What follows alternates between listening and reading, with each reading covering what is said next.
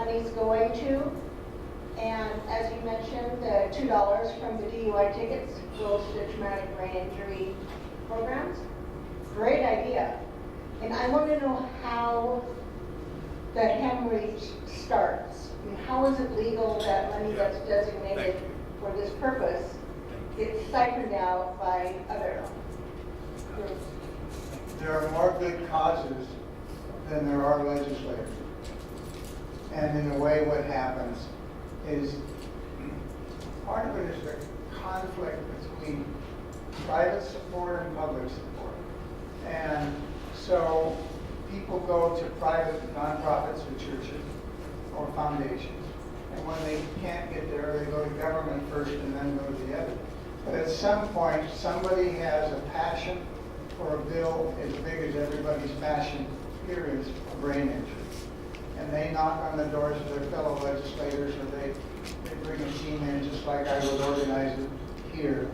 And they find, gosh, there's no new revenue. We're really down. Well, we could just take a nickel or just take a dime. And it really does go on that way. It seldom is dribbling into corruption. It's dribbling into another cause. But as all of you know, if you need $1 worth of help and everybody only gets 7 cents, you aren't going to get any help at all. And but you will get a bureaucrat like I've been who makes most of that 7 cents. It's no offense to what we do.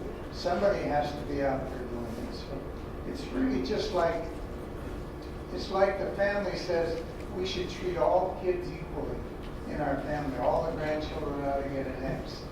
And then one day one of the grandparents says, yeah, but X plus 2 would really be the brightest way we could do it. It's just like family was done. And the thing is if we're not going and talking to them, I promise you, there are a lot who are.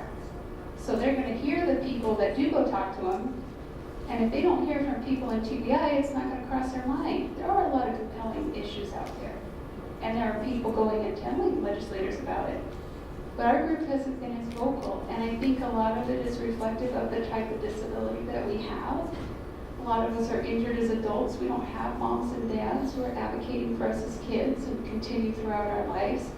And so we're really at a disadvantage. And so we could have a select few speak for us, but I promise you it's incredibly empowering to speak for yourself. And we have a lived experience, and we've gone through the trauma and the pain. We've lost our lives in so many ways. It's really empowering to do whatever we can. And I went to the Olympia support group. I needed people to testify in these bills. One volunteer there cannot do that. And they came with very limited communication. Some could only sign. Others could barely communicate. And even with those skills they had, they made a huge impact on those legislators. So all of us can do something to help. Sure, a couple of cliches, but one is changes made by those who show up, and the other is if you're not at the table, you're on the menu. And and so there's every organization has somebody coming to talk to them, and I think this hit home. I was in DC and I was waiting to talk to a legislator, and I was with a group and I was early, and these gentlemen came in and they were from the Catfish Farmers of America, and that's when I knew everybody had a cause. I mean, it's like, I think mine is the most important, because they think catfish are important. We have a question back here. Pardon? Go ahead. Hi, I kind of want to just say, if we would talk to the ombudsman, sometimes the ombudsman can intervene in the caretakers and how our seniors are being taken care of, or people, because they are kind of a go-between. Also, I know you were talking about celebrating good caretakers and that. PSAs, public service announcements, every radio station or television has to do one. And we might also be able to get them to announce what they have done for us. It's a good idea.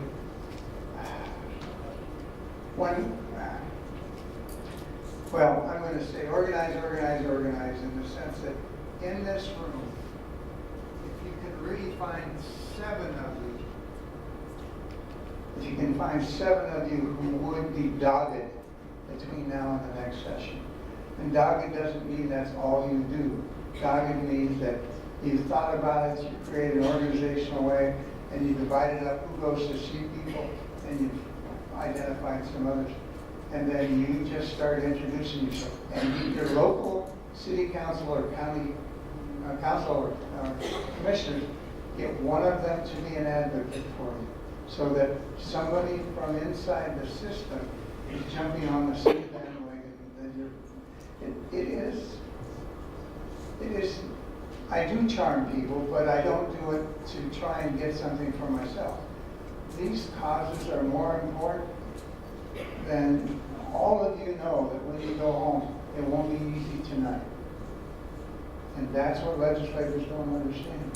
Because they go home thinking, oh, I have 14 bills on the agenda. I don't know which one I'll get to pass.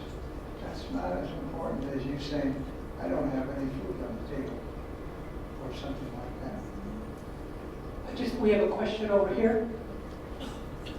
Hi, I had a quick question about just our representatives and senators. Is there a way for us to look at, because our vote is probably the most powerful way we can make an impact, is there a way to look at how they're voting and if it's in line with what we agree with? You can get them all. You can and go online and she can probably help you. Fundamentally, you can get anybody's vote on any issue and find out what they did. And you can also, if you chase it down, you can find out how they voted originally in committee and how they voted at the end. Because a lot of time they're giving you great support, and then maybe the caucus or somebody says, we need your vote to come against that vote. So you can start to have information that make them wake up. I was just gonna, you should all know www.leg.wa.gov. It's a great way to look at legislation. It shows who voted for what. It's a great way to find out if you don't know who your legislator is. You can type in your address and it will give you your legislators and their contact information. And this is a good time maybe to, you can connect to them and follow them on Facebook, Twitter.